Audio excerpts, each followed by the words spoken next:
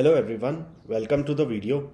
मर्ज two sorted arrays एक बहुत important software engineering interview question है। इस क्वेश्चन को सॉल्व करने में ऐसी बहुत सी कॉमन अप्रोचेस आती हैं जो हम और भी कई क्वेश्चंस में यूज़ कर सकते हैं। इस क्वेश्चन में हमें दो एरेज दे दी जाती हैं, दोनों एरेज इंडिविजुअली सॉर्टेड हैं और हमें कहा जाता है कि इन दोनों एरेज को मर्ज कीजिए सॉर्टेड मैनर में ही। लेकिन ये मर्ज हमें एक एक्स्ट्रा एरे लेकर के नहीं करना है, बल्कि इन्हीं दोनों एरेज का यूज़ करके करना है। मतलब कि हमारी पहली एरे में सबसे छोटे एलिमेंट्स हों और वो सॉर्टेड हो, हमारी दूसरी एरे भी सॉर्टेड हो लेकिन उसके एलिमेंट्स पहली एरे के एलिमेंट्स से बड़े हों। इस चैनल पर हम डेटा स्ट्रक्चर्स एंड एल्गोरिदम्स के क्वेश्चंस डिस्कस करते हैं सिंपलेस्ट वर्ड्स में, फंडामेंटल अप्रोच से। अगर आपको इस चीज़ में इंटरेस्ट है और आप चैनल पर नए हैं तो प्लीज़ चैनल को सब्सक्राइब कर लीजिए। तो स्टार्ट करते हैं। सबसे पहले हम कुछ की थिंग्स नोट कर लेते हैं जो हमें क्वेश्चन में दी हुई है। पहली है कि दो सॉर्टेड एरेज हैं, उनके साइजेस n और m हैं। ये नॉन डिक्रीजिंग है, नॉन डिक्रीजिंग ऑर्डर में सॉर्टेड है। इसका मतलब कि दो एलिमेंट्स सेम भी हो सकते हैं, स्ट्रिक्टली इंक्रीजिंग होना ज़रूरी नहीं है, नॉन डिक्रीजिंग है। ये हमें दिया हुआ है। अगर एग्जाम्पल हम लेके देखें तो मान लीजिए कि पहली एरे है हमारे पास 1, 3, 5 और 7, और दूसरी एरे है मान लीजिए कि 0, 2, 6, 8 और 9। तो ये हमसे क्या चाहते हैं कि हम इन दोनों एरेज को इस तरह से मॉडिफाई कर दें कि हमारी फाइनल दोनों एरेज इस तरह से दिखे, सॉर्टेड।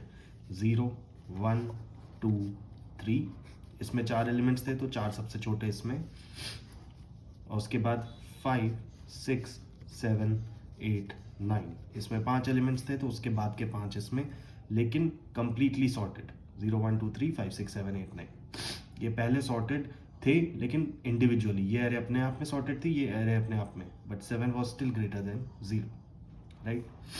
तो अगर हम देखें अपने मान लीजिए ये हमारा सोल्यूशन है, ब्लैक बॉक्स, इनपुट आउटपुट देखना चाह रहे हैं तो हमें इनपुट में दो एरे मिल रही हैं और हमें आउटपुट में एक्चुअली कुछ नहीं देना है, हमें इन्हीं एरेज को मॉडिफाई कर देना है, राइट।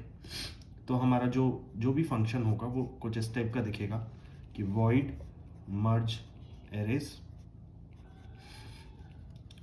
और जिसमें इनपुट है ARR1 उसका साइज, ARR2 और उसका साइज, ये हमें भरना है। अब हमने प्रॉब्लम समझ लिया है, अब हम इसे सॉल्व करने की कोशिश करते हैं। तो सबसे पहले हम सिंपलेस्ट अप्रोच अपनाते हैं, क्योंकि simplest approach is better than nothing in interviews. तो क्वेश्चन में तो कहा गया है कि हमें एरेज इन्हीं में सॉर्ट करनी है, मतलब इसी एरे में सबसे छोटे एलिमेंट्स और फिर इस एरे में उससे बड़े एलिमेंट्स आ जाने चाहिए।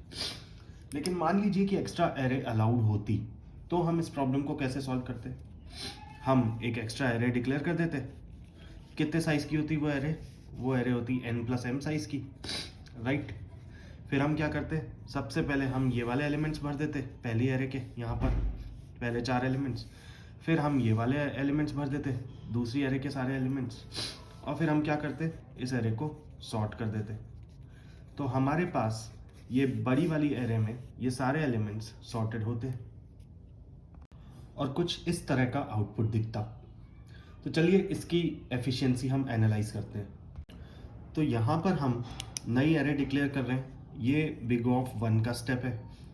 इन दोनों एरेज को इस नई एरे में डंप कर रहे हैं, ये करने में हमें बिग ऑफ n+m टाइम लगेगा, और फिर हमें फाइनली इस एरे को सॉर्ट कर देना है। तो किसी भी एरे को सॉर्ट करने में हमें पता है कि n log n time is the most efficient, तो इसके लिए हमें इतनी टाइम कॉम्प्लेक्सिटी लगेगी। तो ओवरऑल इस सोल्यूशन की टाइम कॉम्प्लेक्सिटी ये हो गई big of n+m log n+m। और स्पेस कॉम्प्लेक्सिटी क्या हो गई, क्योंकि हम एक नया एरे यूज़ कर रहे हैं तो big of n+m space complexity हो गई। तो इस सॉल्यूशन में हम इस बड़ी एरे को सॉर्ट कर रहे हैं, जिसकी वजह से time complexity big of n+m log n+m हो रही है। तो क्या ये कुछ यहाँ पर हम इनएफिशिएंसी कर रहे हैं?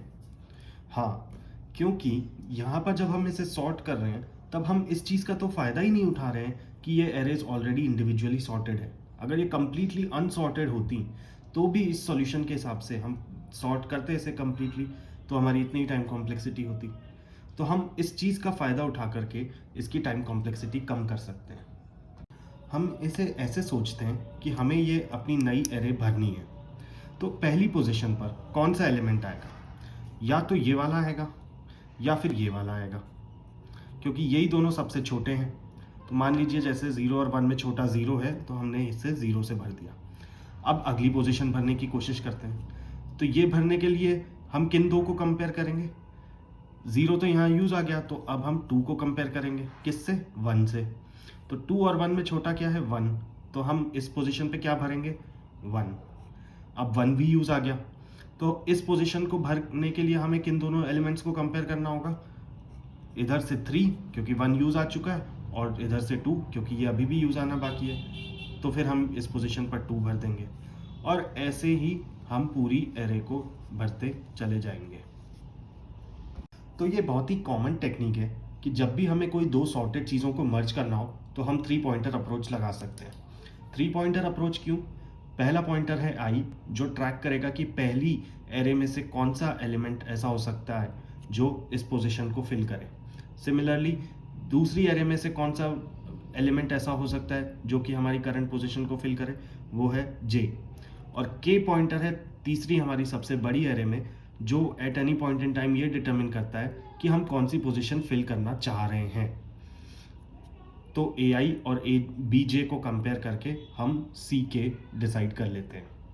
और ये करने में हमारी टाइम कॉम्प्लेक्सिटी भी लीनियर ही रहती है, क्योंकि हमें कुछ नहीं, हर एक पोजीशन भरने के लिए बस एक कंपैरिजन करना है। तो हमारी जैसे इस केस में हमारी टाइम कॉम्प्लेक्सिटी हो जाएगी big O of n plus m, which is lesser than this. तो टू समराइज, हमने सबसे पहले इस क्वेश्चन को एग्जाम्पल के साथ अच्छे से समझा। फिर हमने सबसे सिंपलेस्ट अप्रोच सोची, जिसमें हमने कहा कि हम एक नई एरे बनाते हैं और उसमें ये दोनों एरेज को डंप करते हैं, फिर उसे सॉर्ट कर देंगे। लेकिन उससे हमारी टाइम कॉम्प्लेक्सिटी काफ़ी high I, big O of n plus m log n plus m। तो हमने एक और इसे ऑप्टिमाइज्ड अप्रोच सोचा। हमने सोचा हम इस चीज़ को यूज़ करते हैं कि ये लोग ऑलरेडी इंडिविजुअली सॉर्टेड हैं, तो उसके लिए हमने 3 पॉइंटर अप्रोच लगाया। हम इस तरह से सोचने लगे कि हमें जो हमारी बड़ी एरे है उसकी पोजीशंस एक एक करके भरनी है, और वो भरने के लिए हम हमारी दोनों सॉर्टेड एरेज का यूज़ कर सकते हैं। इससे हमारी time complexity big O of n plus m ही रह गई।